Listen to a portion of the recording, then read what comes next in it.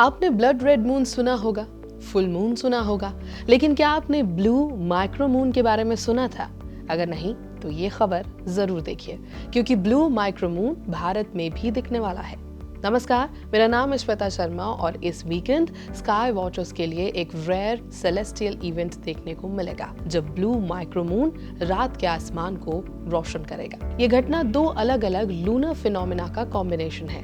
Blue moon उस स्थिति को कहा जाता है जब एक ही कैलेंडर महीने में दूसरा फुल मून आ जाता है, जबकि माइक्रो मून तब होता है जब चंद्रमा अपनी अपॉजी पोजीशन यानी पृथ्वी से सबसे अधिक दूरी पर रहते हुए पूर्णिमा में होता है। इन दोनों के एक साथ होने से साल का सबसे छोटा और सबसे दूर दिखने वाला पूर्ण चंद्रमा नजर आता है। ये फुल मून 31 मई 2026 को 8:45 UTC पर अपने पीक पर होगा। उस समय चंद्रमा पृथ्वी से लगभग 2,52,360 मील दूर होगा। इससे ये सामान्य पूर्णिमा की तुलना में थोड़ा छोटा और कम चमकीला दिखाई देगा। एस्ट्रोनॉमिकल ऑब्जर्वेशंस के अनुसार ये चंद्रमा लगभग 6% छोटा और 10% कम ल्यूमिनोसिटी वाला दिखेगा। आमतौर पर ब्लू मून हर 2 या 3 साल में होता है, क्योंकि लूनर साइकिल लगभग 29.5 दिनों का होता है, जो कैलेंडर महीनों के साथ पूरी तरह सिंक्रोनाइज नहीं होता। ब्लू माइक्रो मून क्या है?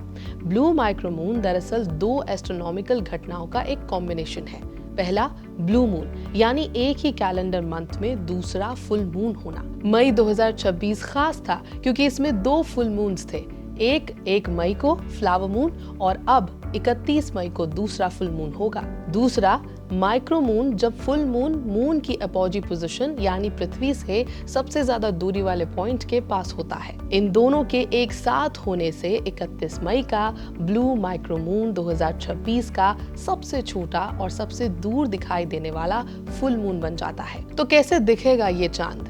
नाम के बावजूद चंद्रमा नीला रंग का नहीं दिखने वाला।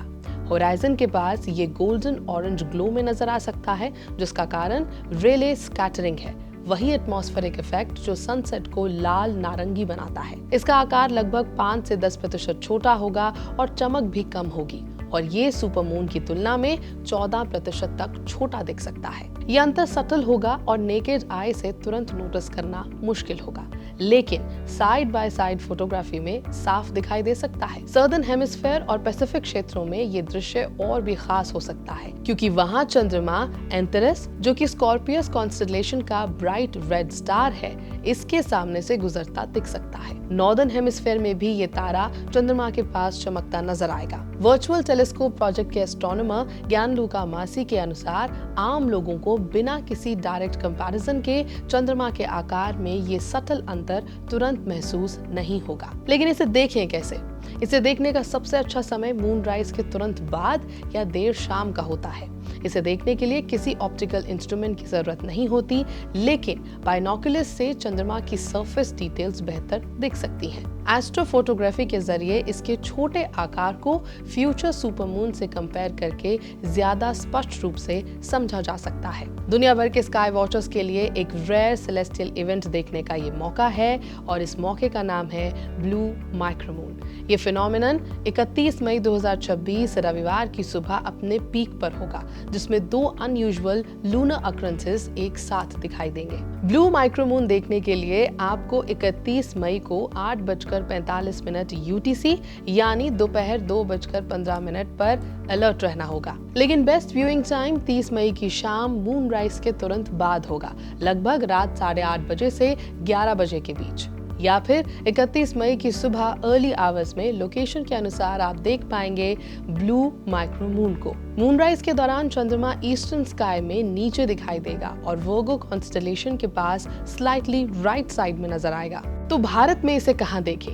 ये इवेंट पूरे भारत में विजिबल होगा और व्यूइंग कंडीशंस काफी अच्छे रहने की उम्मीद भी है। हैदराबाद में 30 मई को लगभग शाम 6:30 बजे पर मूनराइज होगा और पूरी रात ईस्टर्न स्काई में देखा जा सकेगा। बेहतर एक्सपीरियंस के लिए ऐसी जगह चुनें जहां लाइट पोल्यूशन हो और ईस्टर्न होराइजन साफ दिखाई दे, जैसे कि ओस्मान सागर लेक और हिमायत सागर, इरुम मंजिल हिल और कैचेगुड़ा हिल, रामोजी फिल्म सिटी के आउटस्कर्ट्स या फिर शामिरपेट लेक के आसपास के एरियाज। शहर में रहने वाले लोग भी टेरेसेस या हाई राइज बिल्डिंग से इसे देख सकते हैं, लेकिन अर्बन लाइटिंग विजिबिलिटी को थोड़ा और कम कर सकती है। तो क्या इसके लिए कोई स्पेशल इक्विपमेंट चाहिए?